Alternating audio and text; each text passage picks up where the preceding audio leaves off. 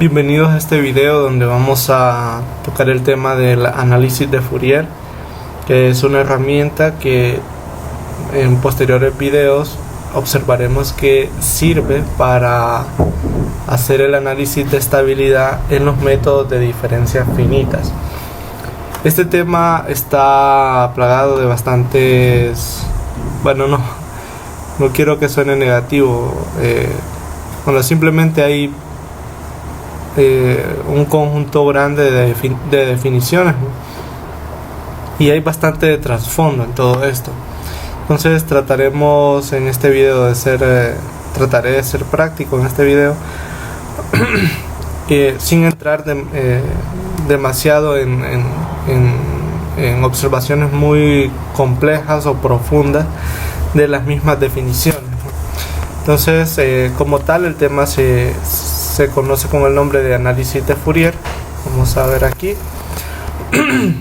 Y lo primero que se nos marca o se nos define son estas dos transformadas que se conocen con el nombre de transformada de Fourier, la primera, y la segunda es transformada inversa de Fourier. Una transformada es eso, ¿no? Toma un objeto y lo transforma en otro. En este caso lo que se toma es, aquí en el contexto de la transformada de Fourier, lo que se toma es una función, ¿no? Esta es una función, podemos verlo así como definida en los números reales, a los reales.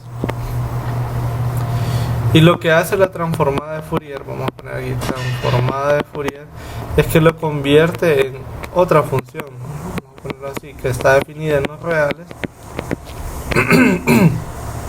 Otra función que se le denota con U sombrero.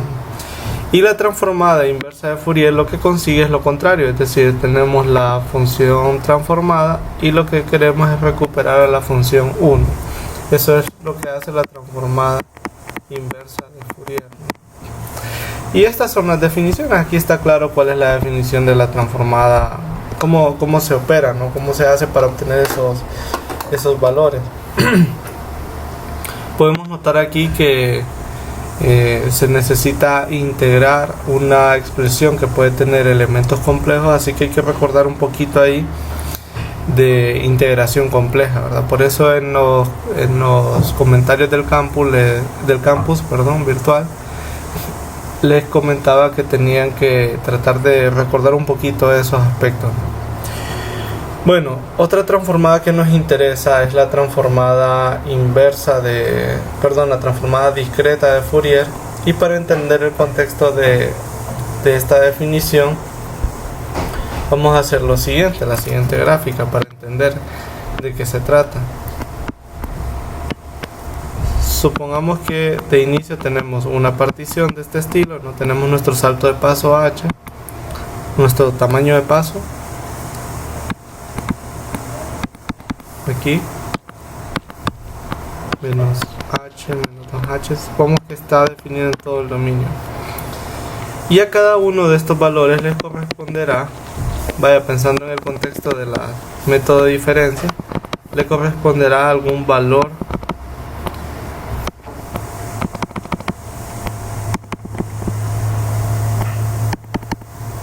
en la aproximación. Digamos que aquí estaría la etiqueta B sub 0, B sub 1, B sub 2, B sub 3, B sub menos 1 sería aquí, B sub menos 2 y así, ¿no?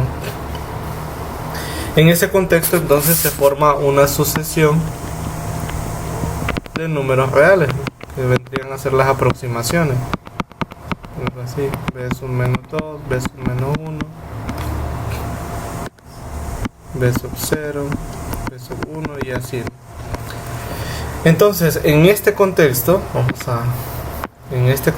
que acabo de explicar aquí, es que se da esta definición de transformada discreta de Fourier. Es lo que vemos acá en el punto número 3. Veámoslo aquí. Entonces podemos ver que la transformada de esa partición, aquí podemos ver los elementos B sub m, ¿no? Aquí podemos ver el elemento h, que es el salto el tamaño de paso, y esta sí es la variable de la transformada en sí, ¿no? O sea, tenemos aquí podemos verlo de esta manera, como que tenemos una función discreta y esa la transformamos, ¿verdad?, en una función continua, que en este caso es la función b que tenemos aquí, que depende del parámetro psi. A esta se le conoce como transformada de Fourier discreta o transformada discreta de Fourier, ¿no? Y de igual manera se puede recuperar los valores de la función original, de la función discreta, o sea, esta función que está aquí, se puede recuperar a través de la integral que vemos aquí, ¿no? O sea, a través de esta integral. Aquí nos dice cómo recuperar a los b sub m, esto b sub m. A esta se le conoce como transformada discreta de Fourier inversa. Bueno, otro elemento que se menciona en esa sección, en esa parte del libro en la que estamos, son los espacios L2. En este caso se dice, ¿no?, que una función pertenece al espacio L2 si se puede garantizar que esta integral que vemos acá, esta integral que vemos aquí, es finita, ¿no?, que es el cuadrado del valor absoluto, ¿no? Si eso es así, entonces se dice que pertenece al espacio L2. Hay otra, después de esto se nos menciona la igualdad de Parseval o identidad de Parseval, que tenemos dos dependiendo si estamos en el caso de las transformadas discretas de Fourier o si estamos en el caso de las transformadas continuas. Esto sería para el caso continuo, esto se cumple. Podemos ver que ya aparece la integral de la definición de los espacios L2 y nos está diciendo que esas dos integrales son iguales tanto para la función original como para la transformada. Se conserva ahí en ese caso. Y para la situación de las transformadas discretas tenemos esta identidad. Esto es para los discretos, ¿no?, en el contexto de la transformada discreta, que es lo que vemos ahí.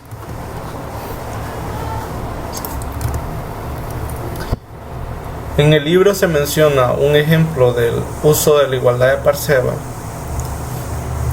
para notar en ese caso qué relaciones se pueden obtener o qué tipo de relaciones se obtienen cuando usamos esta identidad, ¿no?, esta igualdad. En particular se usa la siguiente definición. Se pide plantear la identidad de Parseval para el siguiente. Vamos a poner aquí.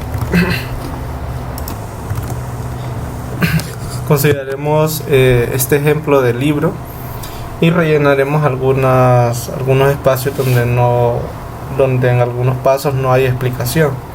Entonces, el ejemplo en cuestión es este.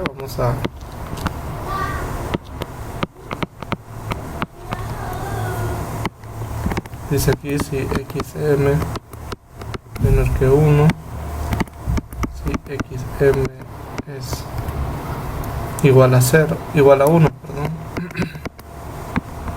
y si xm es mayor que 1. Entonces podemos hacernos una idea de la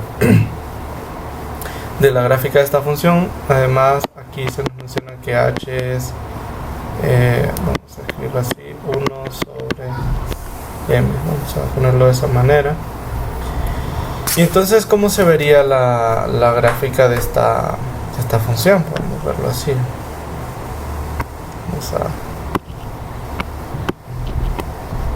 Supongamos que aquí está el valor de 1 y aquí está el valor de 1 medio. Aquí tenemos las particiones, ¿no? 0, 1, 2. Aquí vamos a llegar al valor de m. Aquí va a ser m más 1 y bueno, esto va a continuar acá. Luego acá está, no, perdón, acá es h, ¿no?, acompañado con h. Lo voy a hacer de nuevo para que se vea todo mal. Aquí está 0, aquí está h, aquí está 2h. Aquí estaría, vamos a decir así, mh. Aquí está m más 1 por h y esto continúa. acá estaría menos h menos 2h. Aquí llegaríamos a menos mh.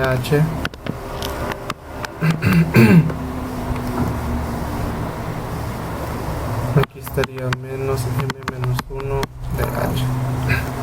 De esa manera. Entonces, como h vale 1 sobre m, podemos notar que este toma el valor de 1 y podemos notar que aquí este toma el valor de menos 1. También se puede observar que,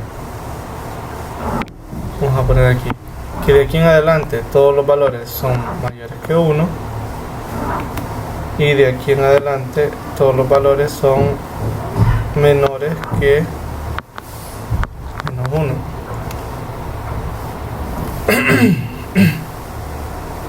Entonces, ¿qué sucede? En este rango los b sub m van a ser iguales a un medio, ¿no? Aquí en 0 va a ser un medio, en h va a ser un medio, en h va a ser un medio y así, ¿no? Y cuando llegue a estos dos valores extremos, como el valor absoluto de ellos es 1, ahí van a tomar el valor de 1, ¿no? Una situación así.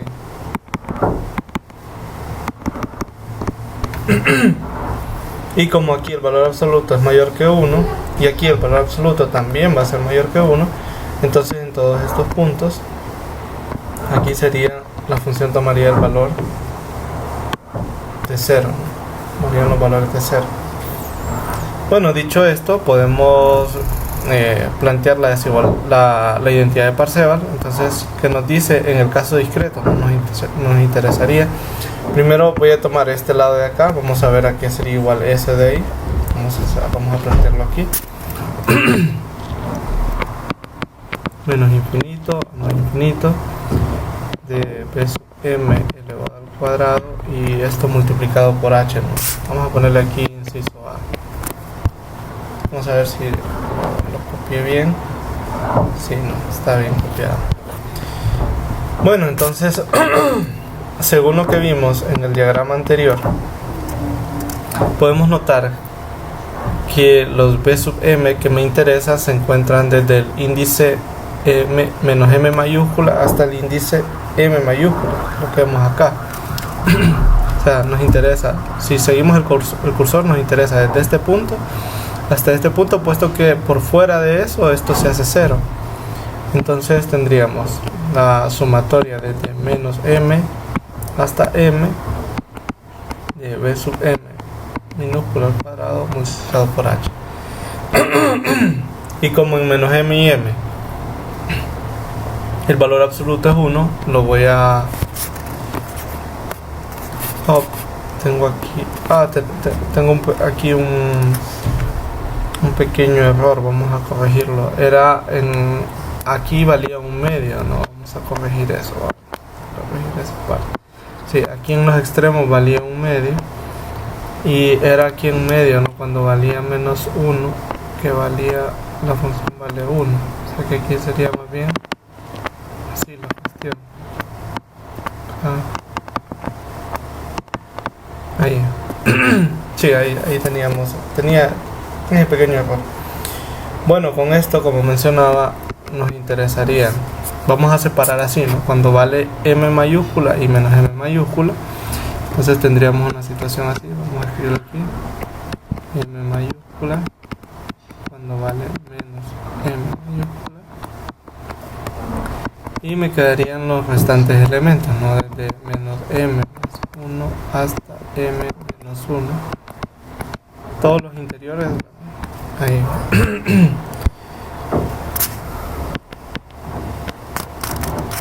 Muy bien, entonces los primeros dos elementos, estos en m mayúscula y menos m mayúscula, sabemos que valen un medio. Entonces tendríamos esta situación así: un medio al cuadrado por h más un medio al cuadrado por h, y en el interior vale 1, entonces nos quedaría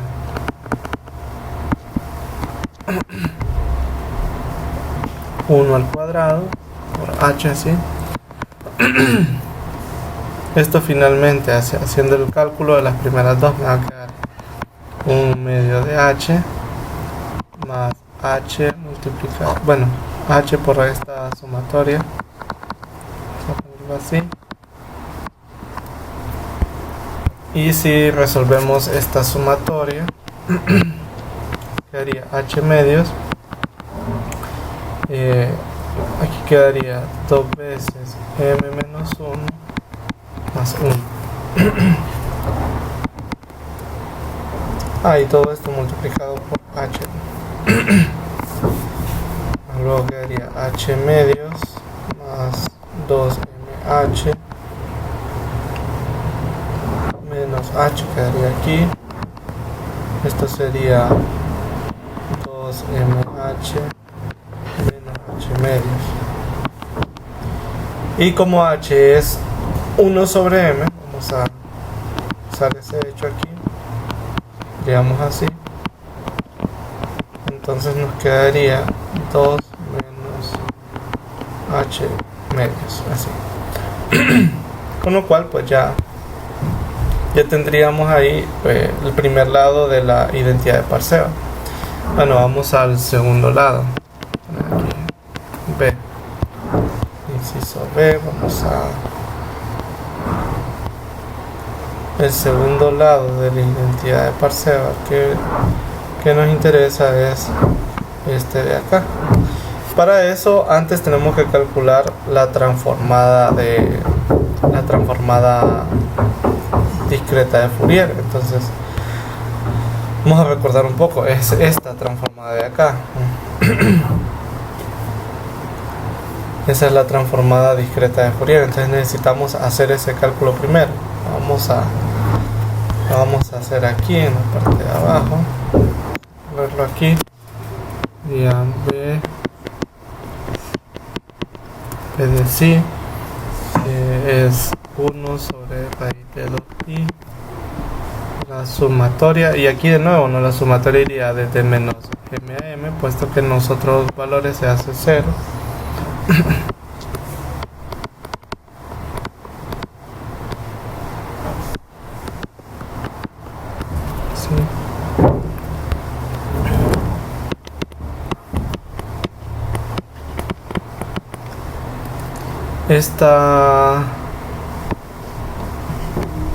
Aquí de nuevo podemos separar. Aquí sería desde m más 1 a m menos 1 de a la menos i mh de sí bmh más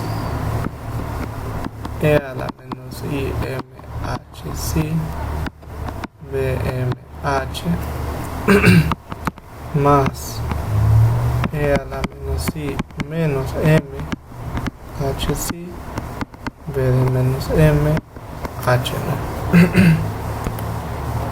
Bueno, simplificando un poquito los dos últimos sumandos, este y este de acá, simplificándolo, sabemos que m por h es 1, ¿no? Entonces aquí nos quedaría, y bm es un medio, entonces nos quedaría así, b a la menos y sí, este es un medio, entonces quedaría h por h medio, se quedaría aquí. En el otro caso, de forma similar, quedaría en b de menos m también es un medio, entonces quedaría aquí y sí h medios acá. Y todo esto tiene que ir multiplicado, ¿no? Aquí no lo puse, por 1 sobre raíz de 2pi. Entonces todo esto multiplicado por 1 sobre raíz de 2pi, de esa manera. Y aquí más 1 sobre raíz de 2pi. La sumatoria desde menos m más 1 a m menos 1 menos i mh sí por bmh. Aquí debemos recordar un poquito el álgebra de los complejos. Aquí nos quedaría coseno de menos si h, perdón, coseno de si h entre 2 más i seno de menos si h entre 2. Del otro lado quedaría coseno de si h sobre 2 más i seno de si h sobre 2. Esto multiplicado por 1 sobre raíz de 2pi más 1 sobre raíz de 2pi y la sumatoria aquí, ¿no? De menos m más 1 a m menos 1 que a la menos i h si bm de h, así de esa manera. Aquí podemos ver que se cancelan algunas cosas. Aquí este se cancela con este, puesto que la función seno es impar, ¿no?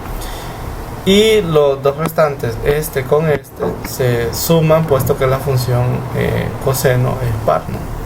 Si hacemos esas simplificaciones, entonces ya nos quedaría h coseno de si dividido por raíz de 2pi, ¿no? Quedaría esa parte ahí. Y luego viene la sumatoria aquí, ¿no?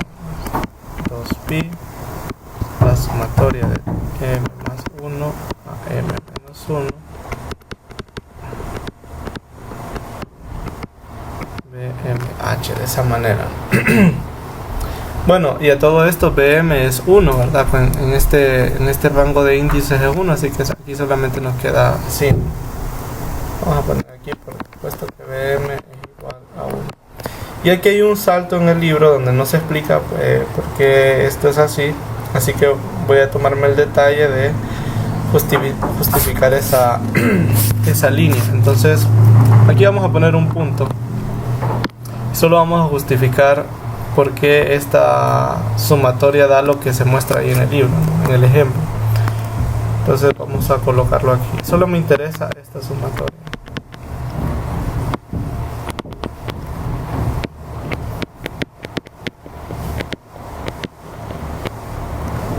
No solamente esa sumatoria de ahí, no, nada más, ¿no? Entonces notemos aquí que esto nosotros lo podemos escribir. Vamos a escribirlo así.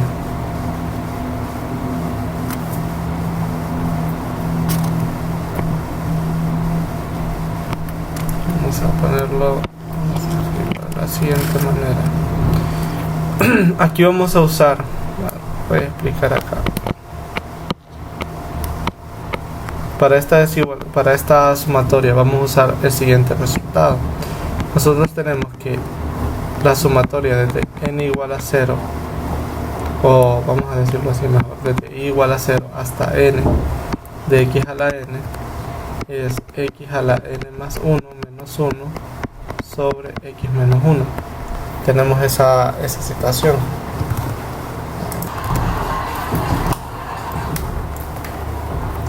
Con esta identidad se puede derivar una segunda identidad. Vamos a escribirla aquí, que nos dice que la sumatoria desde menos n más 1, lo vamos a poner así, hasta n menos 1 de x a la n, se puede escribir, tengo escrito como x a la 2n más n menos 1, perdón, sobre x menos 1 por x a la n menos 1. Y ya que tenemos en este caso, esta es la identidad, ¿no? Y ya que la sumatoria que nos interesa es esta, vamos a escribirlo aquí.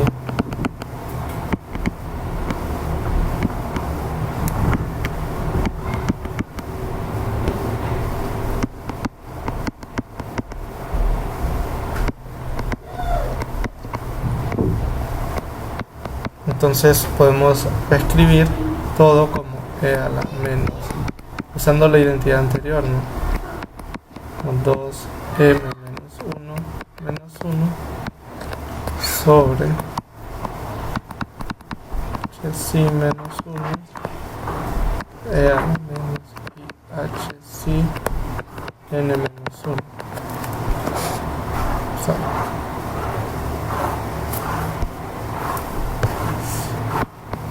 Y hc m menos 1, así de ese modo. Y bueno, este es un primer trabajo. Va a quedar de tarea. Vamos a poner aquí asignación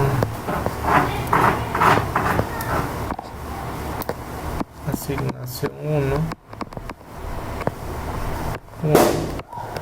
Será probar que esto que está aquí es igual a lo siguiente. Es igual a lo siguiente, es igual a seno de m menos 1/2 de hc, así, entre seno de hc sobre 2. Probar que eso es cierto, ¿no? Esa sería la primera asignación. Pues ya con estos elementos, ya con estos elementos discutidos, podemos terminar de escribir, la transformada discreta de Fourier. Vamos a escribir aquí, vamos a escribir por acá. Entonces la transformada discreta de Fourier quedaría como 1 sobre raíz de 2pi h coseno de psi más h sobre raíz de 2pi y la expresión que habíamos encontrado, ¿no?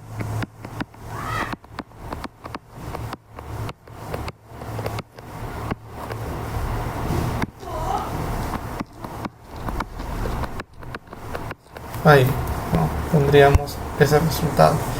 Ya con esto, entonces, para terminar, la desigualdad de Parseval nos diría, la igualdad, perdón, de Parseval nos diría, por aquí la teníamos, ¿no?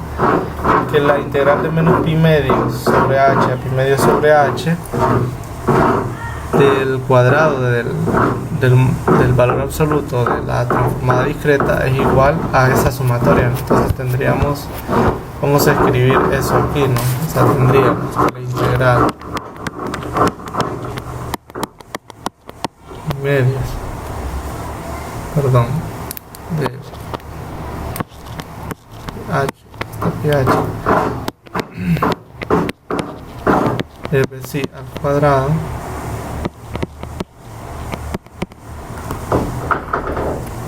esto sería entonces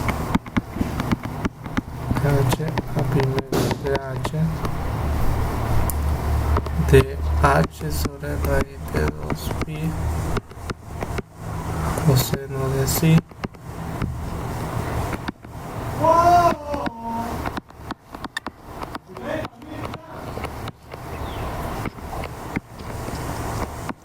h psi sobre 2, esto al cuadrado. Esto va a ser igual a la sumatoria que habíamos encontrado antes en el inciso A. Vamos a... que era este valor, ¿no? Este valor de aquí, ya lo habíamos encontrado, 2h, perdón, 2 menos h medio.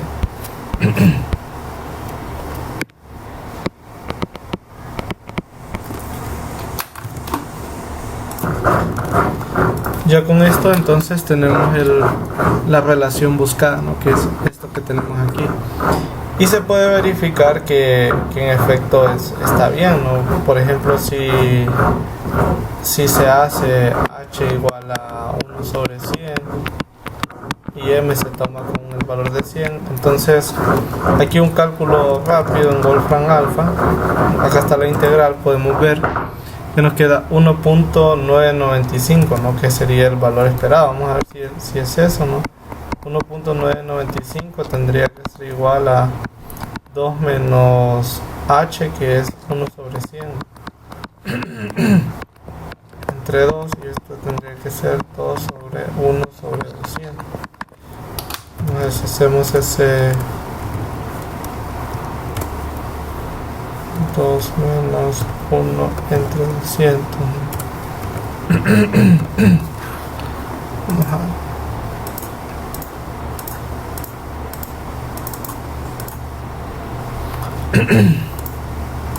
Vamos a hacerlo aquí.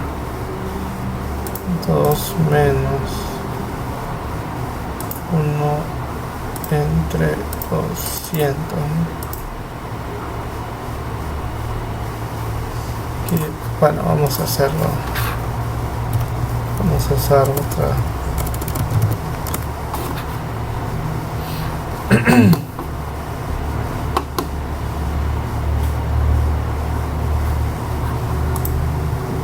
Aquí está, no solo para chequear. Ahí está, ¿no? 1.995, que es lo que nos indicaba el cálculo del integral, ¿no? Como podemos ver acá. Bueno, queda como asignación esa pequeña identidad que tenemos aquí. Esta sería la asignación número 1. Y como asignación número 2 les quedará cubrir los detalles. Vamos a escribirlo aquí. Eso aparecía más acá, más abajo. Cubrir los detalles del ejemplo 2.1.3, ¿no? Esa sería la asignación número 2. Vamos a ponerlo aquí en rojo. Asignación 2. Detalle, vamos a poner aquí, del ejemplo 2.1.3. Ahí. Bueno, continuando con el tema, con este tema, vamos a seguir al siguiente punto. Ya vimos ahí el uso de la desigualdad de la igualdad de Parseval, perdón. Bueno, aquí había ya colocado, ¿no?, el ejemplo, cubrir los detalles del ejemplo 2.1.3.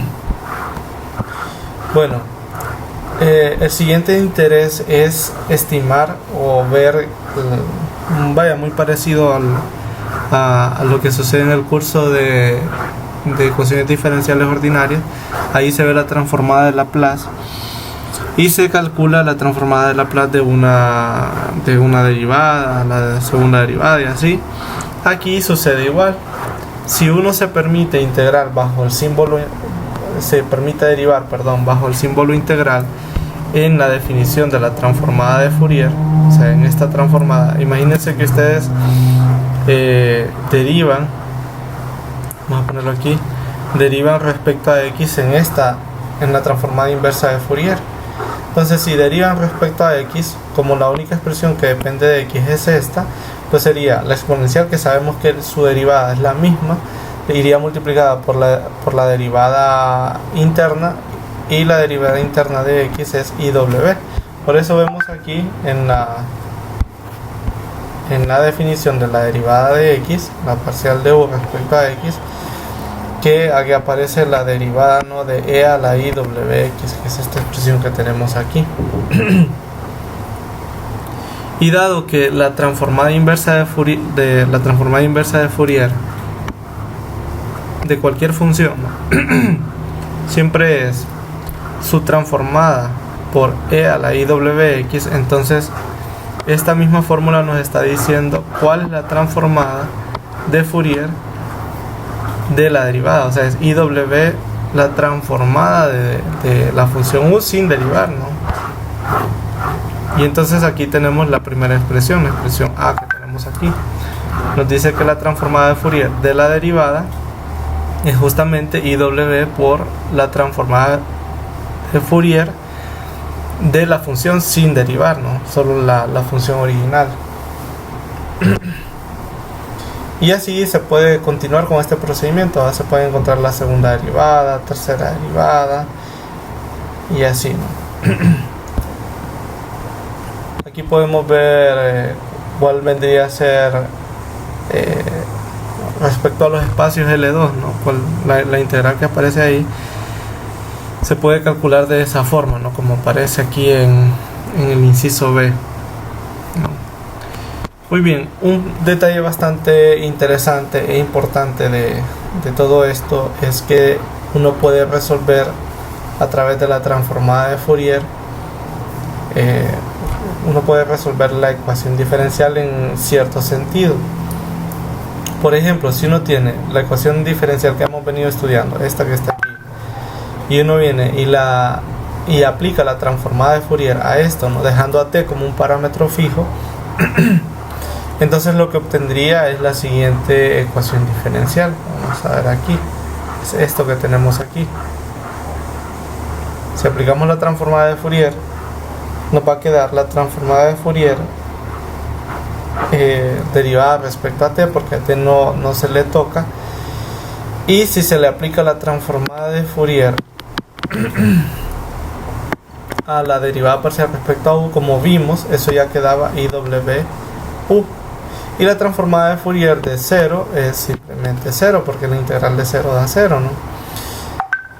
Ya con esto, entonces, esto se transforma en un problema de valor inicial, en una ecuación diferencial de una sola variable, puesto que solamente nos queda aquí u de t igual a menos a IW de u. Y esta ecuación diferencial es bien sencilla de resolver, ¿no? La solución viene dada por esto, ¿no? Por esta expresión que tenemos acá, esa expresión que tenemos ahí. Y dado que esta expresión, en esta expresión diferencial, nosotros tenemos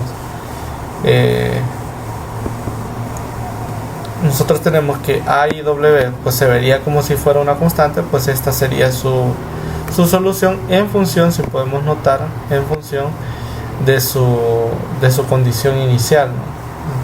de su condición inicial. Todo esto nos sirve para justificar algo que había quedado como sin justificación atrás, ¿no? Vamos a recordar qué era. Aquí lo vamos a ver en el libro, ¿no? Vamos a apoyarnos un poquito en el libro para no escribir tanto. Y es que teníamos el teorema importante de vamos a tenerlo aquí, condición de Lagrange. Esta no. Un teorema que habíamos venido discutiendo, que es el teorema de Lax-Bridge, el teorema de equivalencia de Lax, ¿verdad? Y en este había un pequeño detalle que no se había mencionado antes, y era de que un problema estuviera bien definido, ¿no? Es esta partecita de acá.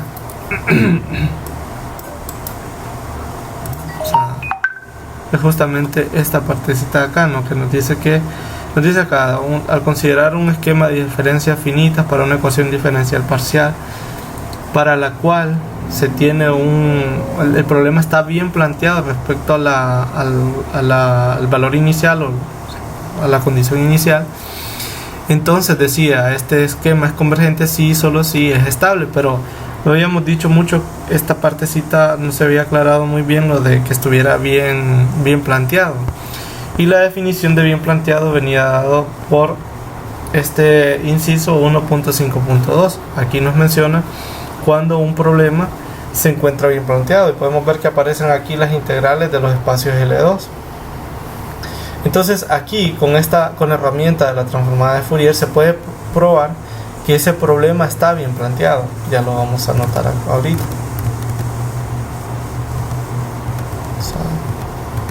Ya lo vamos a notar ahorita. Aquí ya tengo como vemos en la definición, miren, empieza con la integral del cuadrado del valor absoluto, que es lo que tenemos aquí, por la identidad de Parseval, ¿verdad? Esa integral se puede intercambiar, vamos a poner aquí,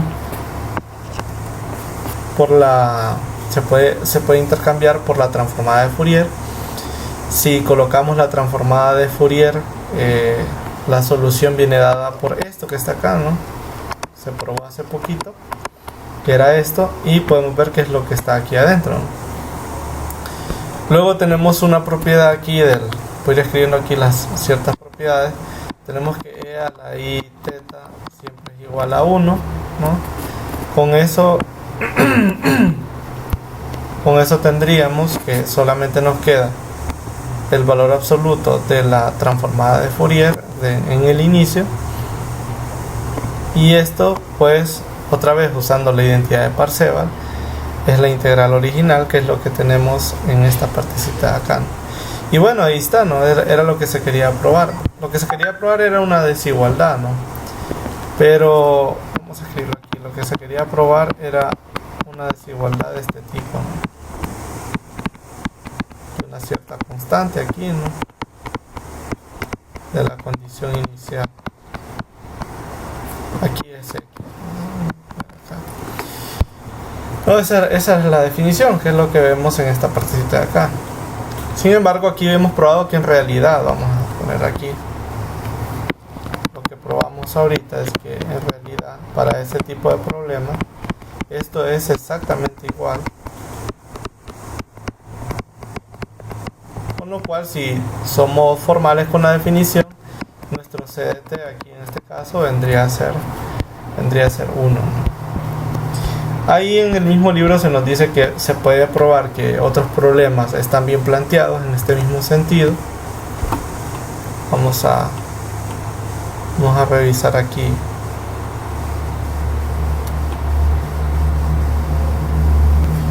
Dentro de los ejercicios se puede probar. Por ejemplo, el ejercicio 2.1.4 nos pide que probar que esto está bien planteado, ¿no? Vamos a poner aquí como ejercicio, ¿no? Probar que la solución, vamos a poner aquí,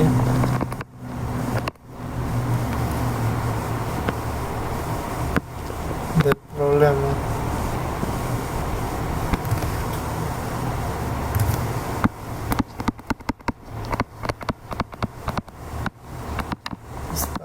planteado.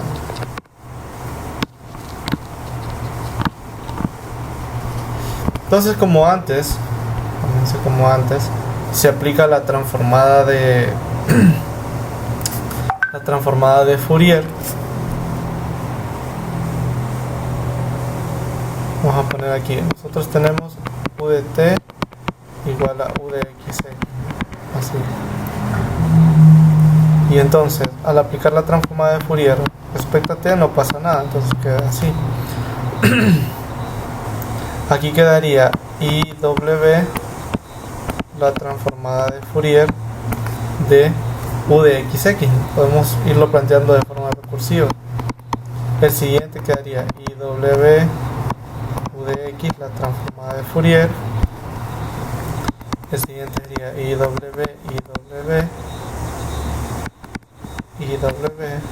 la transformada de U.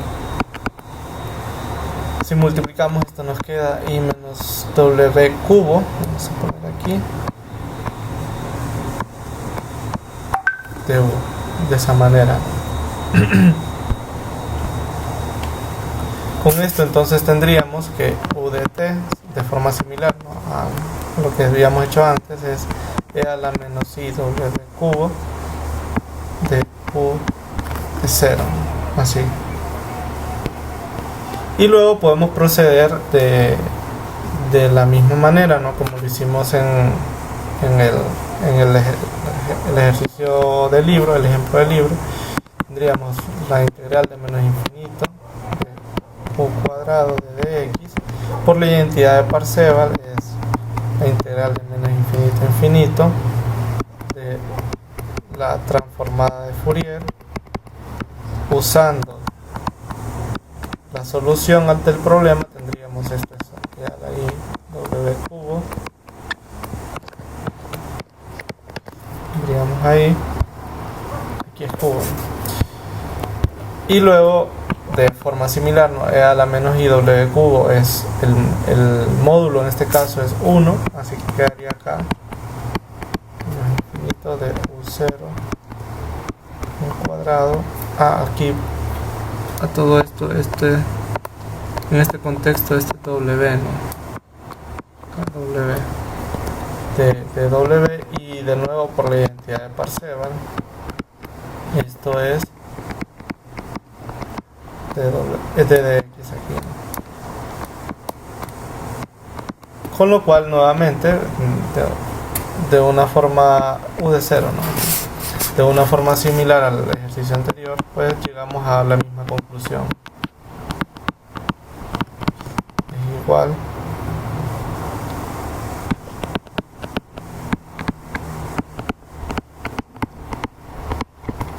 por lo tanto está bien planteado, ¿verdad? ¿Sí? Aquí sería entonces 1. Y como última asignación, recordemos que ya llevamos, esta sería la asignación número 3. Vamos a poner aquí. Asignación 3. Van a probar que este problema, el problema 2. Van a hacer el ejercicio 2.1.5. Probar que está bien planteado. Van a probar ese resultado. Bueno, sin más, espero que el video les haya servido, ¿no? Recordemos que esta solo exploramos la herramienta del análisis de Fourier, ¿verdad? Ya más adelante vamos a ver, en el siguiente video vamos a ver cómo se aplica esto para la estabilidad de un método de diferencias finitas, ¿no? Bueno, hasta pronto entonces.